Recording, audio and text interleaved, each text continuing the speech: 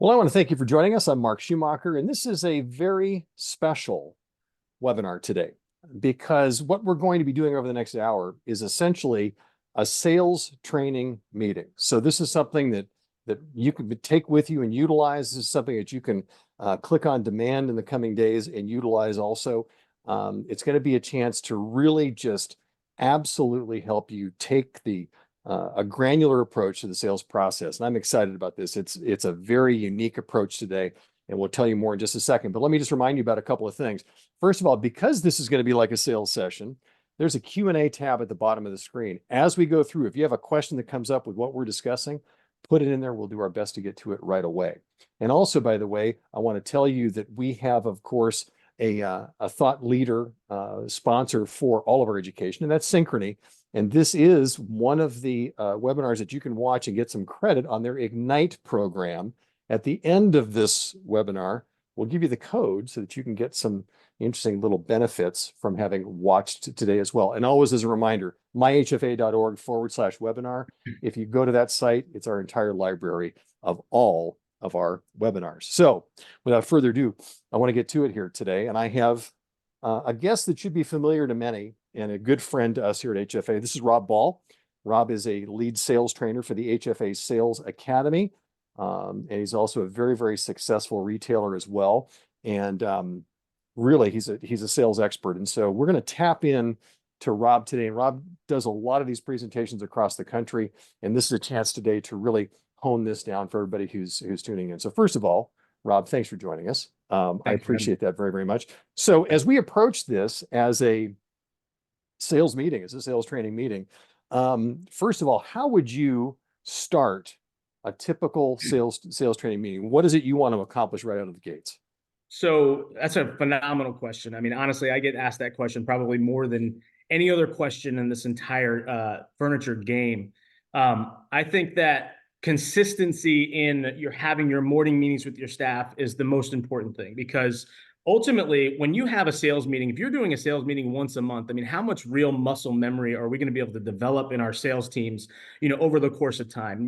I'm a jujitsu practitioner. It's one of my passions in life. If I was any good at it, I'd probably be doing that, but I'm good at this, so I do this. But, I'm on the mats a minimum of 2 to 3 nights every single week, just to really maintain my level of competency when it comes to jujitsu. Sales is way more complicated than jujitsu is, because we're dealing with human beings and their emotions and their psychology and, the way they interact with each other. I mean, it's so much deeper than any other sport, yet training seems to be one of the things that we leave off the table way too often. And I'm excited because, I'm seeing this new, ignite in the sales training realm when it comes to the furniture space. And so the first thing I would say when it comes to sales training or having a meeting is do it as often as you possibly can. Weekly is great. Daily is even better. But I would start off with any kind of successes, right? I attended a sales meeting, unfortunately, earlier this week with one of my own managers in my own retail stores. And the first 15 minutes, I would never interrupt the manager, but the first 15 minutes was this, we were discussing all the things that we had done wrong.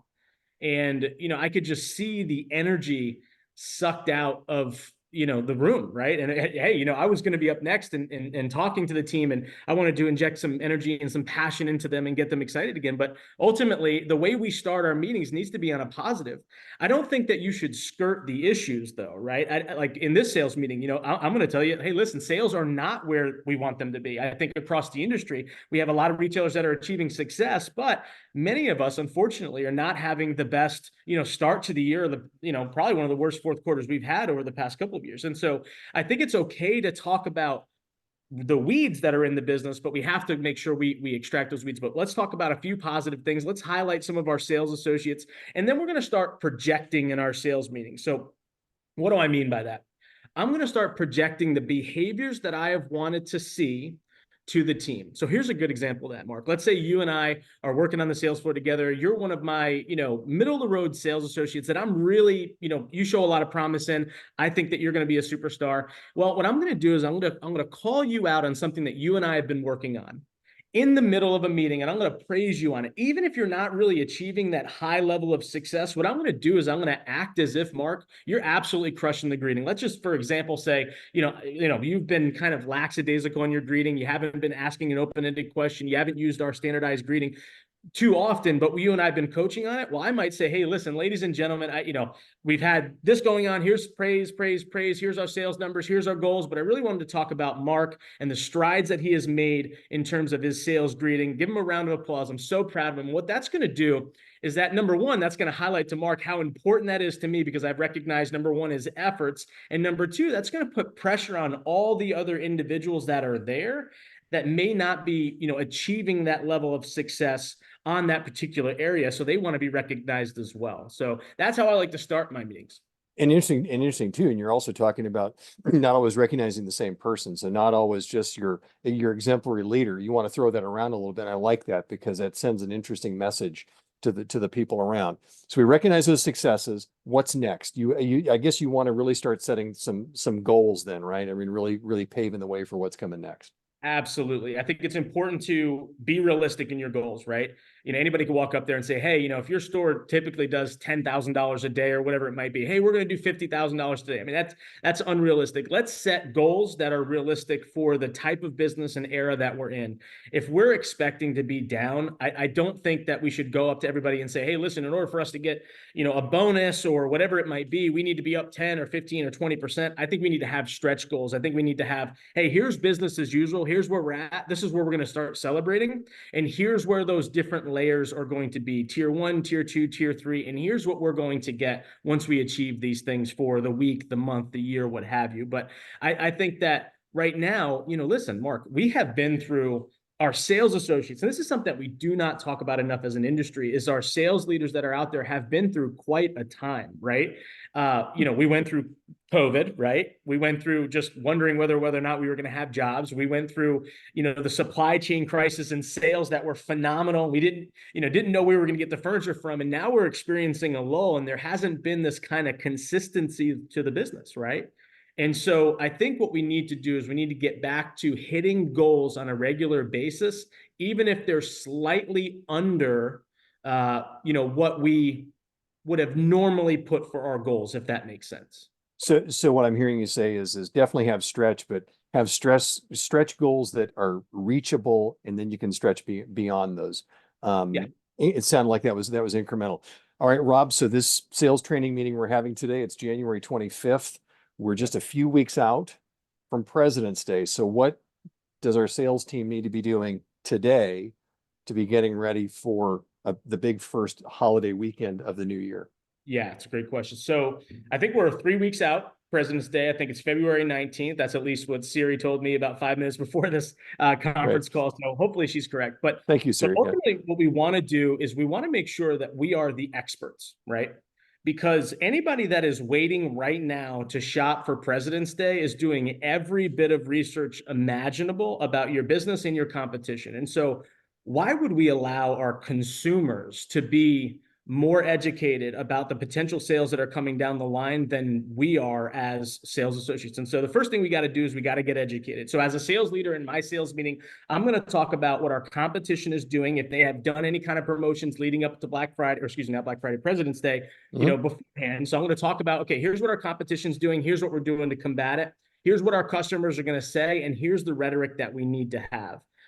For example, one could be, one place is doing 10% off and we're doing free delivery, right? You have the perception of value. How are we going to overcome the perception of value to the consumer? Because the consumer is going to come in wanting both, right? Well, retailer A is doing 10% off and retailer B has free delivery. Well, they're going to come into retailer B saying, hey, listen, I know you have free delivery, but they're doing 10% off. Can I get both? And so how are we going to plan and prepare our sales team to overcome those objections so that way it doesn't become I'm just going to go shop with the competition. So I think we have to be as well read as possible on our competition, and even more well read on what our strategies are in our store. What's our offer? How are we going to greet the customer with that offer? How are we going to follow up with particular clients? What are going to be our goals and strategies to follow up with those clients that may have made a purchase with you maybe 2, 3, 4 months ago and may be ready to enter the funnel again? And even more importantly, what about those consumers that have either applied for credit? We talked about Synchrony before. Maybe they applied for credit, they were approved for credit, but they didn't make a purchase. They're waiting for their house to be finished, what have you.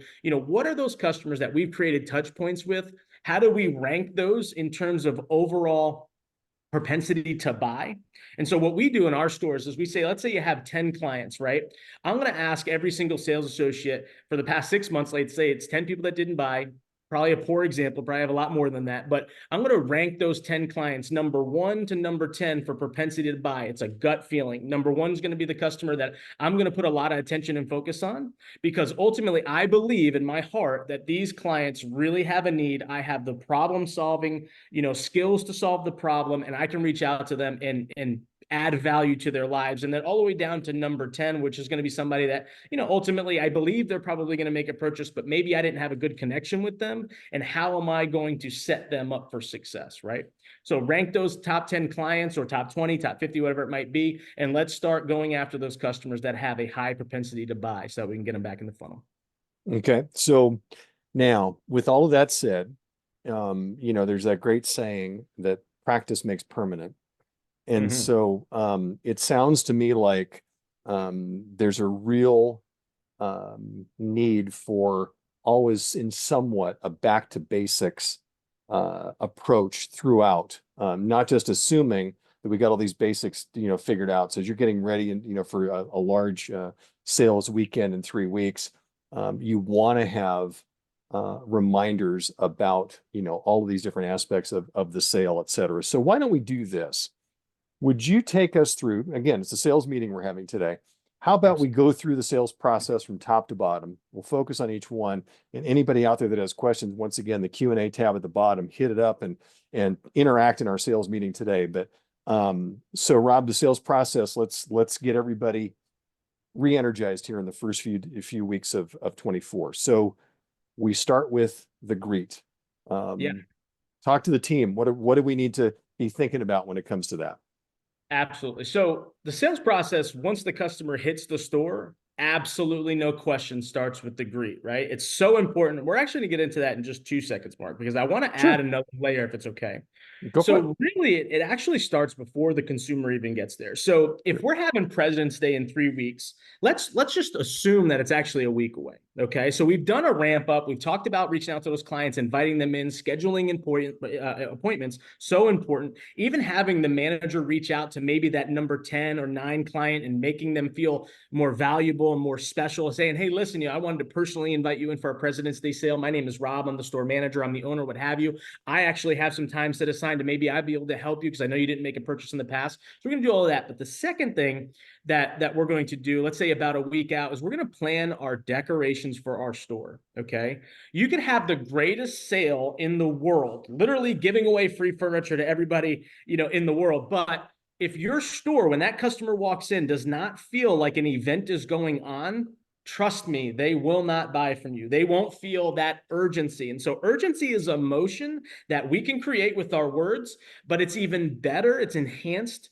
It goes from 80% to 100% when we interject the environment. Okay. So what are we going to do to plan to make that customer feel urgency? So what I like to do is I like to tell every single one of my sales associates, you know what, today is President's Day and we are filming a movie. Okay. So think about this. If we're filming a movie, that means every single person is either an extra or a main actor. When you're with a customer, you are the main actor. You're the star of the show, and everybody else around you now becomes an extra, and they have a very specific role to play. Everybody is to look extremely busy on a sales day. Even if not one single customer came in the store, our goal today is to look as busy as humanly possible. You answer the phones with urgency. You fix pillows with urgency. You walk to the warehouse with urgency. You walk to the bathroom with urgency. You go get a cup of coffee with urgency. Everything looks like you have a purpose. Why? Because that emotion, that commotion will create the proper emotion for you to have a good selling day. It's going to make people excited, right? You ever go to the gym beforehand, before you go to work, or even before you do a webinar, whatever whatever, get your mind in the right peak state. Yep. Tony Robbins talks about it all the time. Change your physiology, change your life. And so we got to engage our people to be more active in the store, because that will create an environment where it feels like something's happening, something fun is going on. So it starts with urgency and setting the tone in your store. The next step is, of course, the greeting. We've talked a lot about urgency before, right? We're going to greet with urgency by asking the customer a very direct question. We're going to be positive. We're going to be on point. We're going to be polished. We're going to look the part. But we're going to ask the customer two things. Number one, are you here for our President's Day sale? Now, could they say yes? Could they say no? Of course they can. But I'm going to be like, hey guys, welcome into our store. Are you here for our President's Day sale? Yes, we are. Fantastic. Which aspect of the President's Day sale are you here for specifically, right? Well, I was looking for a living room or what have you. Oh my God, let me tell you, this is the best, absolutely best time to start shopping for a living room because it is President's Day. Let's start shopping. And then I'm going to take them on a journey, right? You can also say, are you here for our President's Day sale? I know that there was a couple questions out there about multiple different ways to greet. Are you here for our President's Day sale? Well, no, I'm really just here to look. Not a problem. You picked the absolute best time to look because we have great displays, brand new furniture that just entered in the marketplace. So tell me, Mr. and Mrs. Customer, which room were you guys looking to decorate today, right? And so again, pointing the direction to a meaningful conversation. As sales associates enter into our space, especially new sales associates, everybody wants to know the why behind everything. Years ago, people didn't want to know the why. They just wanted to do their job. Everybody wants to know the why now. And so the reason why we greet our clients, this is so important, is not just to welcome them. That's a byproduct. It's not to make them feel good and warm and fuzzy or feel acknowledged. No, the goal as a sales associate, first and foremost, is to engage in meaningful conversations with the clients that have an interest in your products and services. Engage in meaningful conversations. So when you have that in your mindset as a sales associate, you work with them much differently because instead of just welcoming them, you're actually there to engage in conversation with them. And the greeting was a failure, not really a success, if you don't engage in conversation. So that's the first step. Make sure you engage in conversation. One of the things that you made me think about too, from back in my sales days a million years ago is that, and if that person said, I'm not here for the sale, and kind of gives you that feeling that they don't want you over their shoulder at the moment, to your point, and I think I'm putting the dots together here. Wouldn't it be great to say, well, listen, as you look around, there's so many amazing specials. We've got them beautifully marked here. So it's a great day to be looking through. Just if you're just looking, what a great day to be just looking, because there's so many great new things. I just love that. And I think that you've kind of hit this on the head, because when people talk about the greeting, there's always that question about when there's the rejection piece. So again, we're in our sales meeting here. So Rob, my question is, as a member of the team, saying, yeah, but what if they're like, clearly not going to tell me if they are here for the sale or aren't, and they just want to be left alone. What do I do? Yeah. So it's a good question. So two things. Number one, I want to change the brain cells, right? Every customer is going to say that they're just looking. Okay. So we have, 400 sales associates on this call right now. Of the 400 sales associates that are on the call right now, unless it's probably your first day, but if you've been there any longer than one day, have you ever sold a client that told you that they were just looking? Of course you have. We all have, 100%, right? 100%. And so what does that mean? That means that the customers are liars, and it's okay. Everybody's a liar at the end of the day, right? And so customers are liars, but they're not actors. So as much as I just told you I wanted to become actors and put on a movie set in your store, I want you to realize that the consumer is almost like in the Truman Show, right? They're not acting. They're really there. So let's just say the customer says that they're just looking. So let's just think about this for a second. The client went online, they researched some type of sale, they have a day off for President's Day or whatever it might be, and they've decided to enter into your store with absolutely no expectation to make a purchase. I mean, does that sound realistic to you? Of course it does. Yet every time I've ever bought a car, every time I've ever bought furniture, every time I've ever bought jewelry, what do I say? I'm just looking. I was taught to do that. It's an inherent behavior. So as sales associates, hey, you just got lied to. Shake it off. It's all good. Guess what? There's going to be a sale on the other end of that. At least sometimes, right, there's going to be a sale at the other end of that. But here's my promise to you.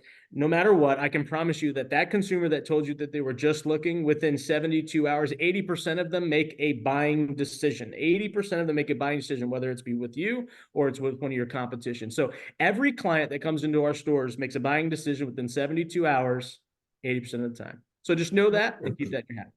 Rob, the sales team is asking a question here. Yep. I've always felt that instead of greeting customers immediately, it's better to bump into them further in the store. Obviously, it's different on busy days. What are your thoughts?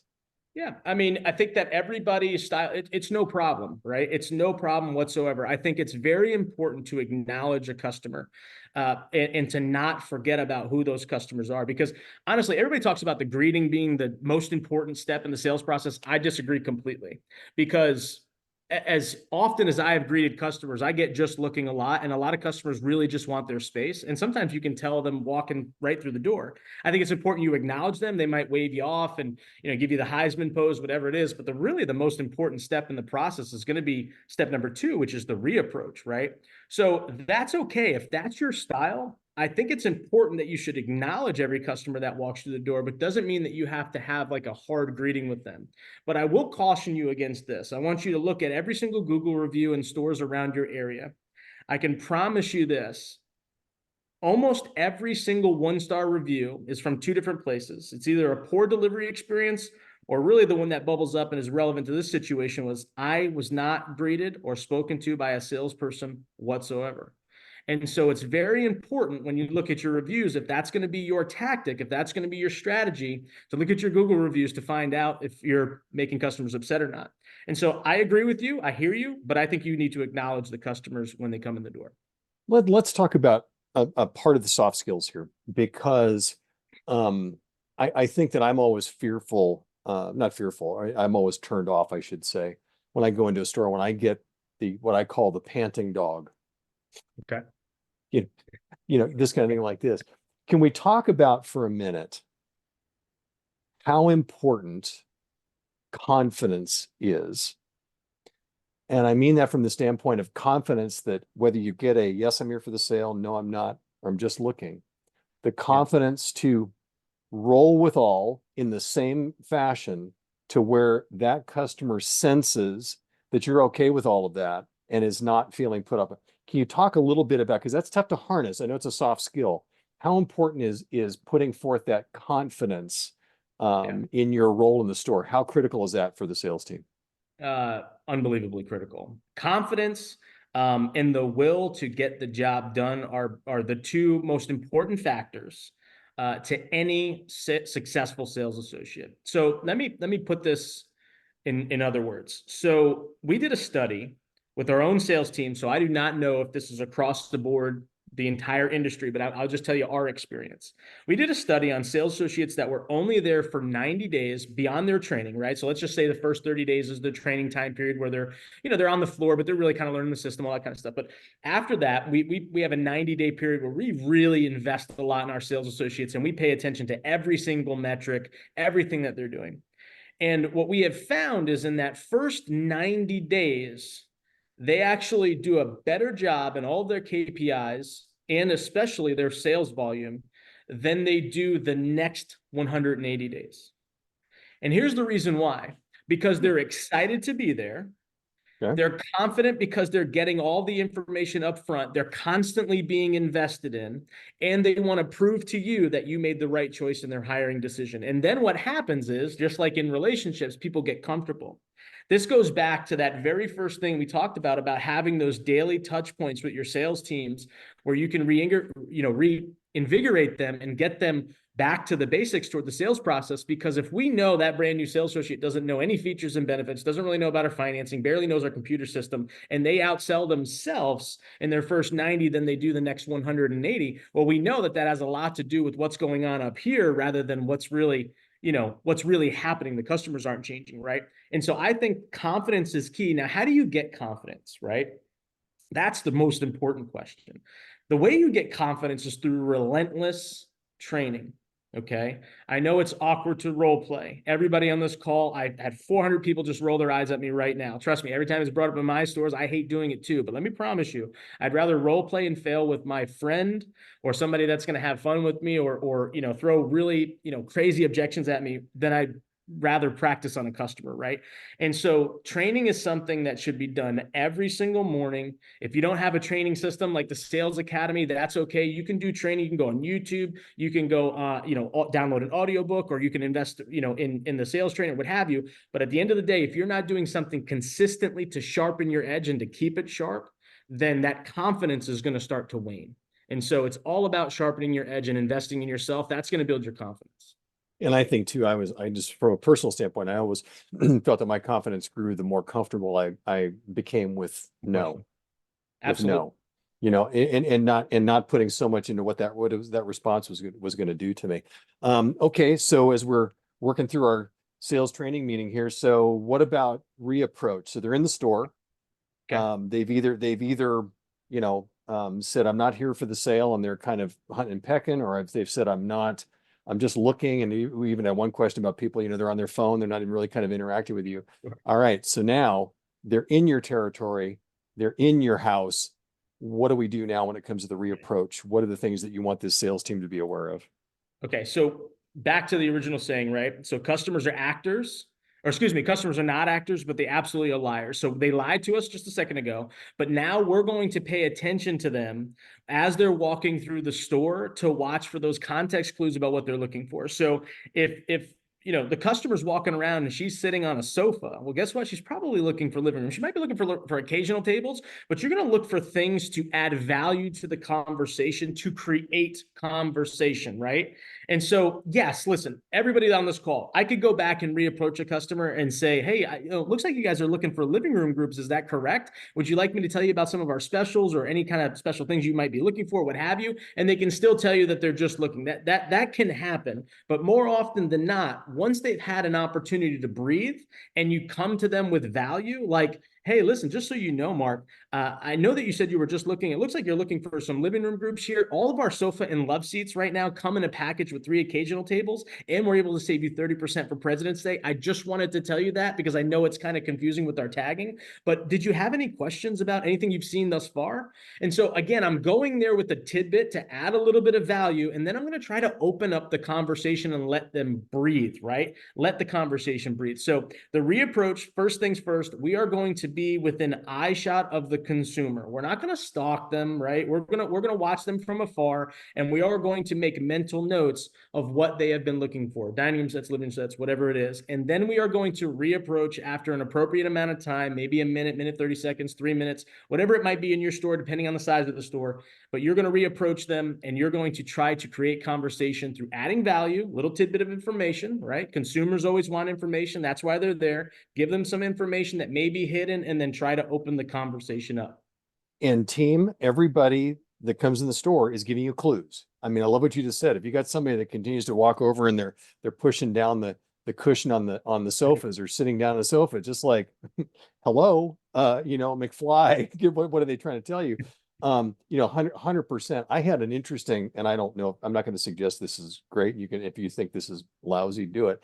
But I remember there was a time when I was shopping in the not too distant past, and looking for sofa, and a salesperson, not right next to me to make it uncomfortable, but kind of came over and just sort of sat down in the love seat and kind of said, oh man, I just got to get off my feet for a minute. And this is like, this thing is so comfortable. Like, and I was just like, in my head, I'm like going, that's kind of brilliant. But I bring that up not to say that's a great approach, but in the same respect though, that's what you're talking about. So this team needs to just pay attention. They're Yeah. giving you clues, correct? Absolutely. Yeah. I mean, and use your personality. Like, one thing that bothers me a little bit about sales training specifically is that it's so stringent, right? And I know that I'm a sales trainer. I don't want to be that way. I think everybody has their own personalities. My mother is one of the best furniture salespeople in the entire world. She works for Rooms to Go. She's phenomenal. I learned a lot from her, but our styles could not be more different, right? Mhm. She uses Which a is lot of okay. levity. I use levity too, but she would use levity. To that example, Mark, if that is what your personality strength is, in creating Right. conversations that may be fun, use that. That's great. But to understand the strategy, what's the strategy? The strategy is to engage in meaningful conversations as to the reasons why they're there, that's connected to the products and services that you provide. And so the goal is the same. How you go about it, insert your personality. That's so important. So a great question came in here too. When you talked about the importance of role playing Yeah. and doing that, this question is, how do you ensure that that is productive and doesn't feel so scripted? Because we've all been a part of some role playing where it has just felt forced. It just felt like this is the question, this is the answer. So what are you going to tell this team when it comes to the best way to role play effectively to get your Yeah. sales team ready? So I don't have a magic bullet for that. I wish I did. Okay. Role play is always scripted until it's not. Okay. So Okay. I'm a big Tony Robbins fan. I talk about him a lot. I think he's phenomenal, obviously, probably one of the most preeminent speakers out there in the world. And I have seen Tony Robbins a few times, but I remember the first time I saw Tony Robbins, I was like, oh my God, how does this guy come up with all this stuff on the fly? It's just unbelievable. He's just talking and it's like he just came up with it. It's unbelievable, right? And then I went and saw him a year later and heard the exact same thing. Okay. Yep. And so when you watch a movie, it doesn't sound scripted. Why? Because practice makes perfect. You talked about that earlier today. Yeah. It's so important to practice. It's going to be awkward to begin with, right? You're going to be like, oh, which room did you want me to help you find? I can't remember what I was supposed to say. That's okay, right? But do it so often to where it's not that you're trying to get it right. Do it so often to where you can't get it wrong. My partner, Matt Pridemore, says that all the time. So important. And you just and here's the thing too. Let's use that Tony Robbins example. So it's not a question of regurgitating the script exactly, but it's having this in your back pocket to where when this situation comes up, you've got go-tos. Right. You've got go-tos. I mean, that's really what this is about. It's not that having to feel exactly like the sales situation. It's more like, okay, when that question comes up, here's a couple of go-tos that fit my style that I'm okay with. So yeah, I think we hear you. Even those that are phenomenal at it I've got my go-tos, you've got your go-tos, that. You pull that out of I mean, I'm always one, and people have heard me say this a million times when I'm talking to anybody that wants to, be a partner of HFA, and I want to make sure that they understand there's not what their opportunities are, a sales opportunity from our standpoint. And my comment is always, I just want to give you the chance to say no. There you go. I tell them, I said, I don't want you to 3 months from now to go, why didn't you tell me about that? Same Right. thing with, that can be used for customers in certain situations as well. Just saying, hey, I'm just letting you know about this sale because I don't want you to walk out of here and say, wow, why didn't they tell me about this? So we all have our go-tos. Um, so as we're continuing the sales process, Right. what we've just started dabbling into here with looking at the signs and this sort of thing is the discovery piece. Yeah. So what can you tell the sales team to hone those discovery skills, even beyond just noticing what the potential, what the customer is doing? Yeah. So out of all the steps in the sales process, this is the one that I personally struggle with the most. Okay. Because I think that most salespeople love to hear the sound of their own voice. And if that is true for you, well, you are in great company because I do too. I love to talk. I love talking to people. And I know if I am at this phase and the customer is engaging in meaningful conversation with me and I am talking, I'm losing the equation, right? My goal at this point is to utilize as little words as possible and to keep the consumer talking. This does a couple things. Number one, just from the psychology standpoint, we know if we're talking about our own lives that it raises the dopamine levels in our body. And so Mhm. if I become the star of the show and I want this customer to like me and like my products and like the environment that they're in, I know I have to raise that level of dopamine in their brain. And so how do I do that? By getting them talking about their self. Hey, tell me about your family. Tell me about, who's going to be utilizing this living room group. What do you got going on there? Do you have any pictures of it? You do? Fantastic. Tell me all about it. Tell me what you loved about it. Tell me what you hated about it. Mr. and Mrs. Customer, most customers come in looking at a Pinterest board before they even ever stop, in a showroom. Can you show me what some of your inspiration photos are? And then allow them to tell you everything about it. And if there's a little bit of awkward silence, let it be awkward for like 30 seconds, maybe not 30, maybe 10 seconds, right? And then ask them another question. But sometimes that little lull in the speech, they'll get a little bit of additional information, some additional context to solve the Rubik's Cube of the sale. And so again, you want to utilize as little words as possible while getting this out there. So you're going to just ask them questions about the room that they're looking to decorate. Tell me what you've furnished before. Tell me if you have any inspiration photos. Tell me, in a perfect world, what would your living room have that your current living room does not have? And again, you're going to be listening to all the things that they say, but you're also going to be listening for the things that they don't say in this phase. So for example, I think this is probably the easiest one, so I might as well take a fastball down the middle. A customer might say, well, I got a family of 4. I got 2 kids. Oh, how old are they? Oh, they're 6 and 4. Oh, that's fantastic. That's awesome. Boy and girl, whatever, right? Great. Well, they might not say, well, these kids are little terrorists, right? They run around the house and they tear the thing up. Well, in my mind, I'm going to be thinking performance fabric or maybe leather or whatever it might be. I'm going to try to solve that problem and interject an unspoken objection. I might not say, hey, are you guys kids as messy as mine? My kids are terrible and they make a mess everywhere. I'm not going to say that because I don't want to put them down, right?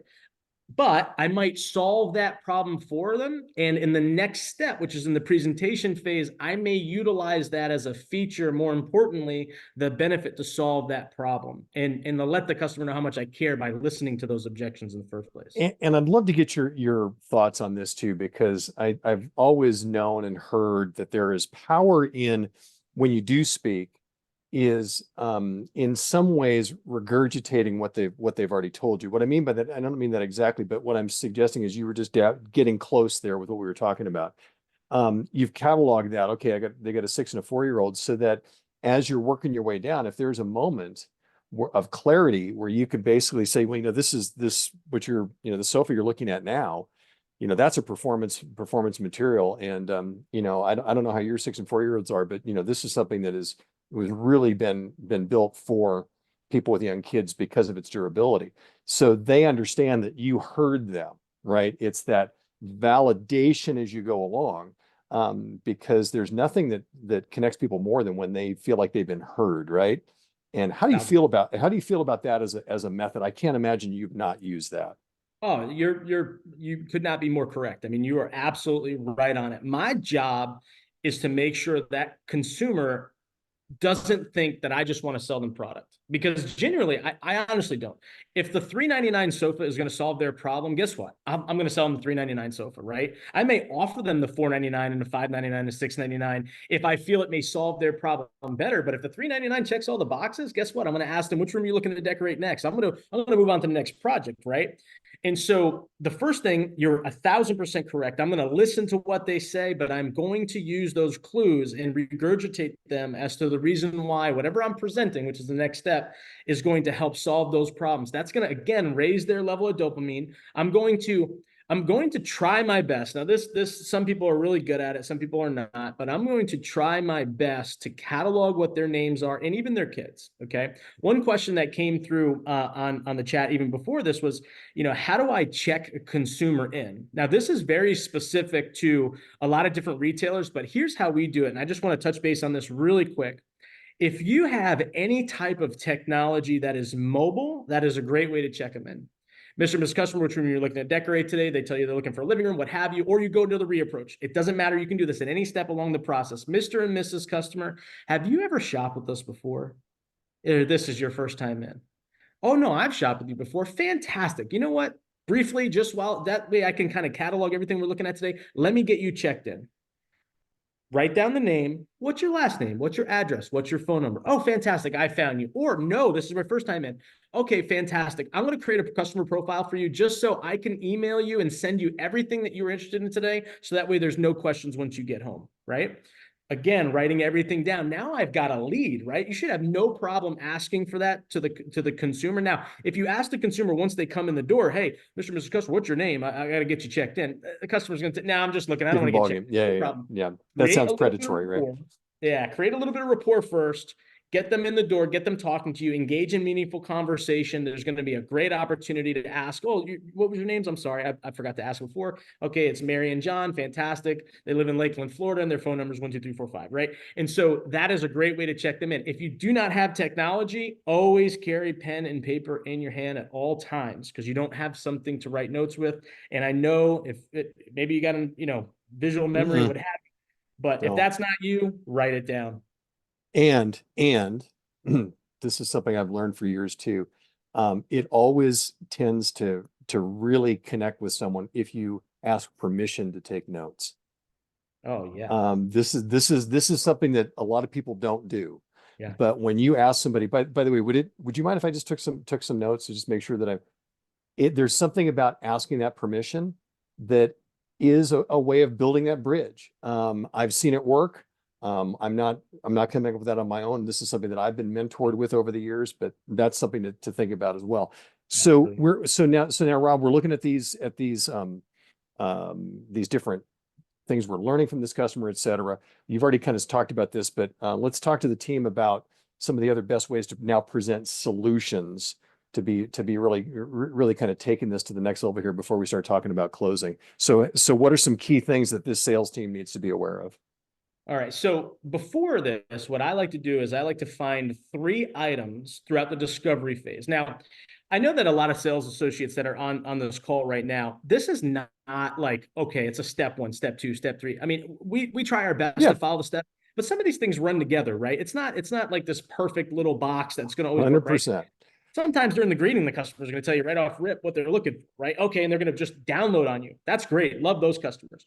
But what I'm going to do is I'm going to take the top 3 things that the consumer said to me, and I'm going to make sure those things are in my brain so that way I can talk about the features and benefits of whatever sectional or recliner or whatever it is that I'm about to approach them on, right? And so what's important is style first, okay? Consumers are going to walk, and once something catches their eye, they are going to then approach the set. So let's think about that for a second, okay? Consumers, if somebody finds something ugly and just disgusting and they will never put it in their house, even if it checks 4,000 boxes, they will not put it in their home. So style is first. Does it fit the motif of my house? Does it fit the genre of my house? Yeah, can Is you that picture it in going your to house? Exactly. Could I picture it in my house? So does it solve that problem first, right? Mr. and Mrs. Customer, based upon what you showed me from your inspiration photo, this is an option for you. We have a lot of other options, but I wanted to show you this one first because it seems to check the most boxes. Number one, this is the right style. It's boho, it's contemporary, whatever it is. Now, what I want you to do, Mr. and Mrs. Customer, just take a seat real quick on this. Now, as they're sitting in it, Mr. and Mrs. Customer, does this fit the style? Did I do a good job there? Or in a perfect world, was there something that I missed stylistically, right? If they Okay. say in a perfect world, no, well, guess what? They just told you, they probably don't mean it, but they just told you that they think that this is perfect stylistically. Fantastic. Let's move on to number 2. Okay. Now it's performance fabric, or it could be size and spatial issue. Mr. and Mrs. Customer, you did tell me that this was an apartment that's roughly 800 square feet. So I'm sure space in the living room is at an absolute premium, right? So tell me, what is the current size of the sofa that you have in there? You're probably doing this during the discovery phase, but if you missed it, you could bring it up during the presentation phase, right? Sure, Because you sure. probably took them to something that was a little bit more reasonable and like not an oversized sofa, but something that will fit that 800 square foot apartment. And so, well, tell me, would this fit in the space? I'm going to try to get that measure. I need to go home and measure objection out as they're sitting on it immediately, because it could become a smoke screen objection later on during the trial close and the close. And so I'm going to try to get that out of the way as quickly as possible. Do you think this would fit? And the last one would be whatever that context clue might have been in that conversation. Could you see your family on this set? And go down in that direction. Again, playing off of that consumer, whatever they might say, I'm going to react to that and pivot. But style first, if that's something that everybody hangs First. their hat on today. Yeah. Gotcha. And by the way, just one thing that came to me, and I'm realizing this conversation, I'm thinking about all my sales training I've had over the years in different worlds, and how much I enjoy it. But I also remember too that, and I may not say this correctly, but tell me your thoughts on this one. Even if you get somebody that's very specifically like, I'm just looking. Yeah. There was one person I used to work with that would approach, and I can't remember how they said it, but they would basically say, well, listen, before you go today, let me know what questions I can answer so that you have those when when you leave, kind of a situation. Opening up the standpoint of willing to answer questions, but also in a backhanded way, recognizing the fact that, okay, you're just looking, but before you go, make sure, let me know what questions I can answer before you go, so this is a valuable visit. Love Does that. Yeah. Do you? No, Okay. All right. I Just think it's great. I think it's especially if there's a consumer that's leaving or what have you. But I would change the phraseology of that just a tiny little bit. And I would please say, do it. Mrs. Customer, let's just say, and we're kind of skipping here, but that's okay. Let's say the customer gives you, oh, I want to go home and think about it. Fantastic. Mr. and Mrs. Customer, what I want to do first before you go home and think about it is give you all the information so that way you can think with absolute clarity. So Yep. tell me what information I could give you additionally that maybe we left uncertain today. Because our job is to be the information bearers. We're the problem solvers and the information bearers. We're the absolute experts, right? And that's going to lead us down into this here in a little bit, but here's a tip for everybody. The consumers are not looking for furniture when they come in your furniture store. They're not. They're looking for certainty, right? So I am sitting in my living room right now, and you might hear an echo. I've been in this house for 1 year, and I have just a sofa in my living room. Now, I'm a busy guy. I'm running around like crazy. But Mark, and you know this story. I think I've told it to you. I have been into and I own furniture stores, and I have been into every furniture store in the state of Florida, and not one single sales associate helped me complete my room and gave me certainty that my room was going to be as I desired it to be, right? Wow. And so think about that for a second. I am a professional in this space. And somebody just said, hey, Rob, listen, this is going to look phenomenal in your living room. This is going to check all the boxes. Your kids are going to love it. You're going to raise your family on it. And it's going to absolutely knock the socks off of your neighbors when they come in your house. It's going to look fantastic. Those are all things that are super important to me, right? I want it to look good. I want my kids to be able to enjoy it. I want to be able to raise my family in my living room and to be comfortable, right? Those are the things. That's what most people want, right? But I want somebody to tell me that it's going to solve that problem and to do it with conviction. And we'll get into that in a little bit. But every consumer is not looking for furniture when they're talking to you. They can go to every furniture store online. They can go do that. They can buy it from there, right? What they want is they want somebody to bring them to a level of certainty to make them make a decision, because consumers do not make decisions until they're absolutely certain. Now they might do it and they might be on the fence a little bit and then they cancel later on, or they live with their decision and they settle. But our job is to make the consumer absolutely certain that whatever we are presenting to them is going to Yeah. solve their problem. There we go. Then you talk about presenting a solution. That is a solution. It's part of the solution. Okay. The more questions on the pre-webinar list revolved around closing. Let's spend a little time on that, because it's that great fear, right? I've done all this great run up to this, and now here we go, and I just fumble the ball at the 1 yard line. So let's talk about this. And I know that you're going to probably talk about trial, close, and close, but we should talk about to our sales team today in this sales meeting. What do you want them to know about closing and approaches of closing as they get ready for the big sale weekend?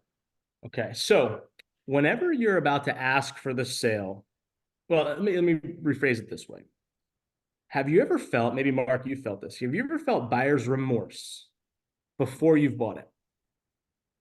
Oh, yeah. The kind of the cold feet, You're 100%. kind of like, ooh, geez. I was Yeah, super excited 5 minutes ago when I was sitting in the sofa, but now that I'm ready to get asked for the money, it's $5,000, $10,000, whatever it might be. Man, maybe I need to go think about this. Do I really want to spend 10 grand right now, 5 grand right now, $1,000 right now, whatever it is? Do I really want to do that? All of these seeds of doubt come into our brains, regardless if you've made them absolutely certain that it's going to solve all of their problems, all the seeds of doubt. And so before you ask for the money, if we know that this is a general emotion and almost every single human being on planet Earth experiences it, we know that we can counteract it. And so typically human beings find, buyer's remorse or, guilt or what have you in their stomachs. They kind of like a little bit of a pit in your stomach. And so where do you feel excitement, Mark? Pretty much in the same place, right? Yep. You feel 100%. excitement, like you're going to go on a roller coaster. It might be anxiety, it might be excitement, maybe a little bit of both, but you're going to feel it in the same place. And so my job right now is to kind of cement the certainty right before I ask for the money. Okay. So Mark, you and I have been working on this living room set for 30, 45 minutes. I'm feeling like there might be a little hesitancy because I'm about to ask for the money. I've asked you the perfect world of questions. It checks all the boxes. But what I'm going to do now is I'm going to say, Mark, hey, listen, I'm going to write you up a quote and I'm going to take a look at this. That way you can have the best possible, shot at making an informed decision. Does that make sense? Does that sound fair enough? Sure, Fantastic. Okay, I'm going sure. to go draw this up. Hopefully, I've been already doing this right now. During that little chasm of time between, me writing up the quote and coming back to the consumer to ask them to make the buying decision, and then that's when that seeds of doubt is going to come in there, regardless of how much time. It could be 3 seconds, it could be 5 minutes, doesn't matter. They're still going to have seeds of doubt. What I'm going to do right before I tell them exactly how much money it is, I'm going to go over the quote line by line, and I'm going to Right. explain, okay, Mark, here's the sectional. This is a three-piece sectional. Remember, we're going to get the left arm facing. We have the corner wedge, the right arm facing. That comes with 6 accent throw pillows that you and I discussed are going to match the carpet in your home. So that problem is absolutely solved. We got the 2 end tables in the coffee table. It's the oversized coffee table that you promised that you're going to put the book, and you're going to actually send me a picture of this once it's in your house because it's going to look so good. Does that make sense, Mark? Fantastic. All of this comes down to, now, depending on your business, this is very important. You know your business better than I do. The most important thing in our business is financing. I know that I want to talk to the consumer in terms of the financing, okay? Kind of like a car lot. I'm not asking you to be a used car salesman or anything like that, but the car lot does not really tell you how much money the car is. They might say, well, it's 42,000, whatever it is, but your down payment is $1,000 and your monthly payment's $500, whatever it might be. So let's talk about what the consumer is really going to have an issue with. They're going to have an issue with the financing, right? And so I'm going to generalize and say, Mr. and Mrs. Customer, I've done a generalization of a quote. And so normally it's in 3 to 5% of this, but here's what your average down payment is going to be. That includes your tax and delivery. And here's what your monthly payment would be. Now, out of one of these, is there an issue with either one? You can say that, or you can say, is the down payment manageable? Is the monthly payment manageable? You can ask those 2 questions, right? And that way you're separating the money altogether instead of, hey, how does that sound, right? So if I say, hey, here's your down payment and here's your monthly payment, how does that sound? The customer's like, it's a little bit more. Well, you don't have the chance to say which one, because they can say both. Let's start with one. How's that? Is that manageable for you? Okay, great. Now we only have one problem to work with, right? Now it's the monthly payment. Okay. Now we know which objection we can hone in on and what we can do to kind of solve the problem for them. But if you're not utilizing any financing or anything like that, you can say, Mr. and Mrs. Customer, this is exactly what we described. Did I miss anything? Because I'd hate to quote you something that maybe we missed, right? Was there anything else? Right. No. Okay, fantastic. Well, here's what we're looking at. And if you would like, we could actually get this delivered to you in 3 to 4 weeks. Is that time period acceptable for you? And I like when you talked about going through the quote specifically. Right. That felt very consultative to me, and I think that's a great position to kind of put yourself in. Great question that just came up. The question is, I personally find it hard to overcome when a customer asks if I can do better on the price. Sure. Other stores in my market can negotiate a price. I can't. How should I get past this? Well, that's a great question. It is a great question. It's hard, right? Somebody like me, I could be getting a gold bar for 99.9% off, and I'm going to ask for the extra 0.01, right? And so I think that that's something that is just inherent in a lot of humans, right? They're going to ask for a better deal because they've worked so hard for their money and they don't want to part ways with it if there's a better deal to be had. And so, number one, let's be empathetic to that suggestion. The last thing we want to say is no. No, we can't. We don't negotiate price, and everybody else does, but we can't do it as well. We have to see this as an advantage, right? And so, a couple things. Number one, most of the time, not all the time, but most of the time, when the consumer brings up a money objection or they ask for a better deal, that's because we did not add enough value to the set in order for them to make a decision with ease. Most of the time, Okay. not all of the time. I want to be extremely fair because, again, like I said before, I'm going to ask for a discount almost 100% of the time, right? Even if it's already a phenomenal deal. So what we have to do now is we have to ask the consumer a couple relative questions. Mr. and Mrs. Customer, aside from the price, was there anything that you would have wished out of this set that maybe we could have done a better job with, aside from the price? So let's put price on an island because I want to make sure that it's only price that I'm going to be Yep. able to overcome, right? And so if there's something else, well, I wish it was a little shorter, wish it was a little bigger, whatever it is, right? Now I can address those objections. And hopefully by addressing those objections, the money objection kind of filters off. And Okay. maybe you're coming up with some alternatives as well, right? Right. Yeah, makes Yeah. sense. We've only got a few more minutes, Sorry. and I Yep. want to make sure that we cover what you want to cover when it comes with our sales teams. We got to get them Yep. out on the floor. Yep. Absolutely. Absolutely. Sorry. A little long-winded here. We got to get them out on the floor in about 5-10 minutes. Talk about some other aspects of closing because it's such a key element that a lot of people have asked Yeah. about. So I think that how you approach the closing is so important. You know, we talked about confidence in the very beginning.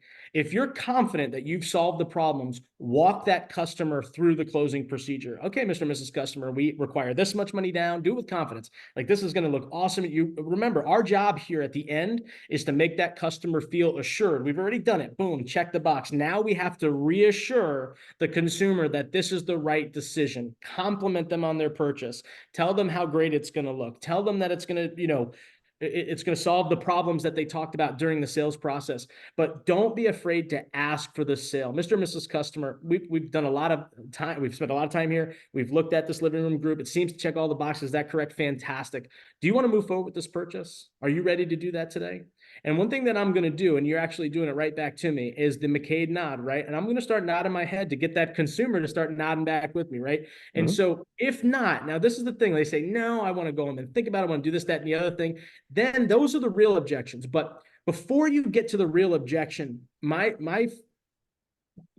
confidence, I want to project confidence to the team here. The one thing I don't want anybody to do or have is any kind of fear to ask for that sale. It is okay to ask for the sale. When a consumer, like when a friend comes over your house and they come in, you're going to ask them if they would like a bottle of water. What's the worst thing they can say? No, I don't want a bottle of water. I don't want anything to drink. That's okay. Treat it the same exact way. No, I'm not ready to do it right now. Okay, fantastic. Well, it sounds like I didn't do that great of a job. You can make a joke out of it, right? So tell me, what could I have done better, right? What additional information can I do to help you as you go home and think about it, whatever it might be? And then recycle back through. I'm not, even though I might be giving that consumer an out to go back home, I might say that to them. I'm going to go back through. That's not my goal. It's not what my actual intention is. My actual intention is to go back through the sales process to find out the piece that I missed, solve it for them, then go back and ask for the sale again. But remember, smart people, good people that have massive intention to make a purchase, go home and think about things. People really need to go home and measure. People really need to go home and ask their spouse. People really need to go home and consult their pocketbook. These are real objections. And so the next step is not follow up, it's follow through with the consumer. We have to make sure we follow through with the consumer because that interaction is not over. That interaction is not over. Make sure you are contacting them afterwards. And you know, I saw a few years back a chronology of a sale. And this is if you could put it into 30 steps, right? I mean, Yeah. it doesn't always follow that way, like you said, but it was just, this was the part of this exercise. The ask for the sale was 27th on the list because all these behaviors leading up to this, the discovery, the qualifying, all of these things up here, if as a sales team, you do all of those things, the close is many times the easiest part of the process. If you've done it that way, any great salesperson I've ever been around, the close is cake because they have just done such a beautiful job of leading up there. So, I mean, is that in one, and we got just a moment here, but is that a great way to approach it also, to understand that these behaviors, this practice making permanent and all these things is what's going to make that close easiest? Is that the best way you can impact your close rates and things of that sort? Absolutely. You know, if you're doing these steps and you're going through and you're adding value and your goal is to bring them, if it's a scale from 1 to 10, our goal is to get them to a 10, a level of 10 certainty level, then that asking for the sale, it still needs to happen, right? Because remember, just like I do, I want somebody to just say, hey man, this is going to be phenomenal in your living room group. Let's go ahead and move forward with it today. I want somebody to do that. And my guess is that a lot of our consumers want us to do the same thing as professionals. It's not pushy. It's solve the problem. Hey, mission accomplished. Now, the real goal, the real solving of the problem is getting the furniture in the consumer's house. You've prescribed them the antidote. Now the customer has to take the antidote, right? Think about it that way. And so I think it's very important to not be shy and to just ask the customer, hey, listen, it seems like you're falling in love with this set. Do you want to get it delivered on Thursday? How's that sound? Ask the question. The worst thing I can say is no, no problem. Right. And be okay with no, man, because no tells you a lot. Let me tell you that. All right. So first and foremost, I follow up. First and foremost, want to mention those of you joining us as part of Synchrony Ignite, we do have a code for you, so you can get some credit for today and some really cool stuff. It is, and it's popping up here. Bam! The code is sales 24. you're going to get 2,500 points, which there's a lot of cool stuff you can get with those points. And so there is your Synchrony Ignite code, sales 24. Also want to point out, by the way, you'd be certainly well intentioned to go to HFASalesAcademy.com. There's a lot there. Rob just gave you sort of a master class today, but that's something I want you to check out as well. And there's some options there for free trials and things of that sort. But listen, Rob Ball, thanks, man. I think this has been great. Everybody, your sales meeting is officially over. And so it's been a great hour. Remember, this will be on demand starting tomorrow. If you want to show this hour-long webinar to your team, make it part of a sales meeting, do it. In the meantime, on behalf of all of us here at HFA, I'm Mark Schumacher. We wish you good health, and after today, especially good sales. We got a holiday weekend sales coming up in 3 weeks. Let's get on it, folks. Thanks. We'll see you all next time. See you later, everybody.